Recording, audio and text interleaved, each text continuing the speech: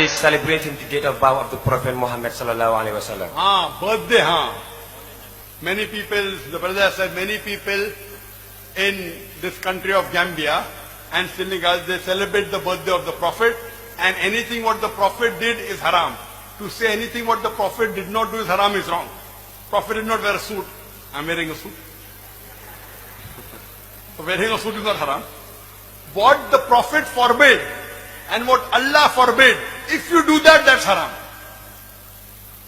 Second thing, if you do in your deen something what the Prophet did not recommend, what Allah did not tell you, what the Prophet did not recommend, which is not proven from Quran and Sahih Hadith, if you do in your deen, that is called as bid'ah. Bid'ah means innovation. Like the example I gave earlier. That someone wants to add sallallahu alaihi wasallam in the Aqama or in the Azan. The Prophet didn't do it. So in the ibadah, if you add something in the religion of Islam, what is not proven from Quran and Sahih Hadith, it is bid'ah. As far as Islam is concerned, you have to look at the Quran and the authentic Hadith, the sayings of the last and final Messenger Muhammad sallallahu alaihi wasallam. And Muhammad sallallahu alaihi wasallam said that in your deen, you look in the Quran. If you don't find the Quran, look in my example. If you don't find in my example, look in this generation, that's the Sahabas. Then the next generation, that's the Taba'i. Then the next generation, Tabi Taba'i. So these three generations are known as Salaf Salihin. For understanding Islam, you have to have proof from the Quran and Sahih Hadith. And to understand the Quran and Sahih Hadith, the best person to understand the Quran is the Prophet. After the Prophet, it is the Sahabas. The Sahabas never added sallallahu alaihi wasallam after the Adhan.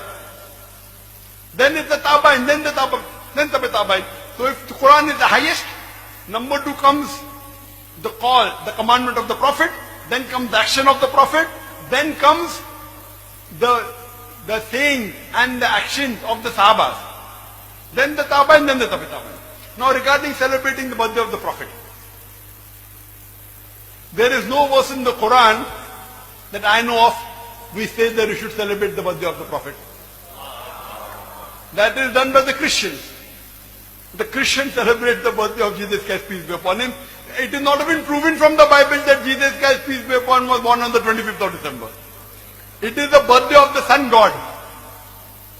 That's another answer. There is no hadith in which the Prophet said you should celebrate my birthday.